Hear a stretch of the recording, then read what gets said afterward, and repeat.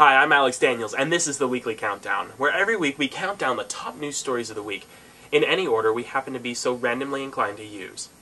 Now, as our show develops, we thought it'd be cool, hip, and kinda nerdy to give ourselves a mission statement. So we did. Here to read our mission statement is our field correspondent, Taylor Berglund, making his first appearance. Sup? And that's how he chose to make it. Taylor, why don't you give the folks at home a taste of the mission? Alright, great. We at the Weekly Countdown will expose and mock absurdity wherever it appears. And that's pretty much our mission statement. Is that all you need me for, Alex? Yep. Okay, see ya. This week on the Weekly Countdown, we're going to be counting down in order of awfuldom, a made-up noun that, if it existed, would be described by the dictionary as the state of being awful, unpleasant, or extremely bad. This week, number 5, peas. Despite our best efforts to hide them, peas show up everywhere, even in politics. In all of the fighting over the budget, it appears that President Obama has finally lost his patience. In a recent press conference, Obama responded to stalling on both sides by saying, quote, "That is not an acceptable approach. We might as well do it now. Pull off the Band-Aid. Eat our peas," end quote. So, the media did the only thing that made natural sense. They went to the USA Dry Pea and Lentil Council for their take. When asked, communications manager Erica Beck said, "I can't say that we expected it necessarily." No, I don't think anyone expected President Obama to use a vegetable metaphor. However, the council did point out that, quote, "If tasty and nutritious meals featuring peas are served more frequently in the White House and in the cafeterias of both houses of Congress, it will contribute to a balanced diet, if not a more balanced budget. Eating more lentils couldn't hurt either," end quote. That's right, making our representatives eat literal peas will help them balance the budget. So the takeaway? We storm D.C. and force-feed vegetables to our representatives. Number 4 on this week's countdown, government intervention. You see, David Ludwig, an obesity expert at the Children's Hospital of Boston, believes that when children reach levels of extreme obesity, they should be removed from their parents' custody.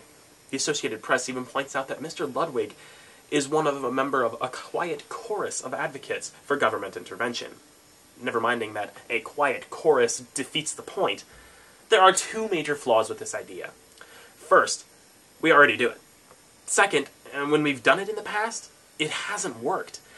In New Mexico, a 3-year-old girl who weighed 90 pounds was taken away from her family and put in foster care for 2 months before she was returned. Now, why was she returned? She didn't improve.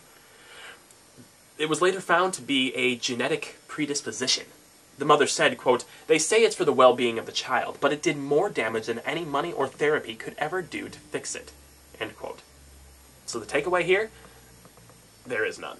The absurdity speaks for itself. Number 3 on our countdown, inept detectives. India's financial capital, Mumbai, was rocked by 3 near-simultaneous explosions that killed 18 people. But the investigation into this matter has been horrific. First, let's start with the intelligence agencies. Home Minister Chidambaram, well, that's fun to say, Chidambaram. Home Minister Chidambaram pointed out in a news conference, quote, "There was no intelligence regarding a militant attack in Mumbai. That is not a failure of the intelligence agencies," end quote. So clearly, intelligence is not the responsibility of the intelligence agencies. Now, India has released an official statement establishing the results of the investigation, though. Quote, "We know that perpetrators have attacked and worked in a very, very clandestine manner," end quote. Or to paraphrase, we were attacked, and whoever did it isn't telling us. Thank you, Police Captain Obvious. Now, I would like to point out one group that might possibly have had something to do with it. The Indian Mujahideen.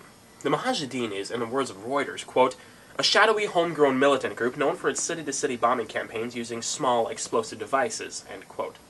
Furthermore, the explosive devices used in the attack on Mumbai are the exact same ones used in prior attacks by the Mujahideen. Now, I don't know about you, but I would personally think real hard about starting my investigation there. So what's the takeaway here? Crime investigation can be difficult, but ignoring a large radical group with a thing for explosives? That's just awful. Number 2 on our countdown, neighbors. Oh, I'm sure you think you have awful neighbors, but they've got nothing on Barry Ardolph. According to Yahoo News on Tuesday, Quote, Minnesota hacker Barry Ardolph was sentenced to an 18-year term in a federal prison this Tuesday. Ardolph had terrorized the neighboring family for 2 years through a carefully planned campaign involving a hijacked Wi-Fi network to harass, frame, and embarrass his next-door neighbors in every facet of their lives, end quote. And he did so successfully. In addition to creating a fake MySpace page and several fake email addresses for his neighbors, and putting very bad things on them, which, since this is a family show, we will not discuss, he also sent death threats to Vice President Joe Biden and several other politicians through his neighbor's Yahoo account. This resulted in the Secret Service paying Aldorf's neighbors a visit after they tracked the death threats to his IP address.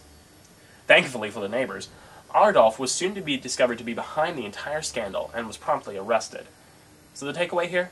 Love your neighbor as yourself, or he'll destroy your life. And the most awful thing of all this week, Mitch McConnell. On Tuesday, Senate Minority Leader Mitch McConnell introduced a new plan, one that's drawn fire from both sides of the aisle.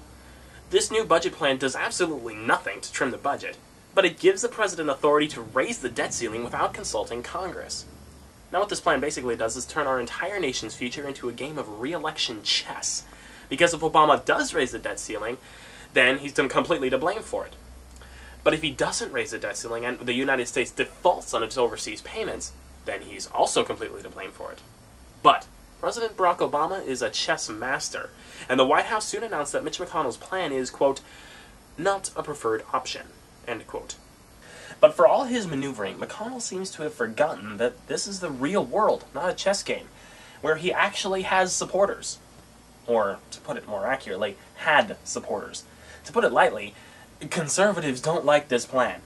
To put it in the words of one anonymous GOP staffer, quote, I really could not have imagined a plan this bad, end quote. So what's the takeaway here?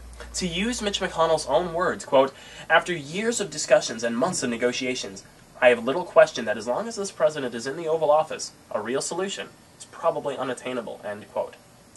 That's right. Throw Obama under the bus, give him all the power, and give up. And on that note, our countdown comes to a close. I'm Alex Daniels, and join us next week for more absurdity.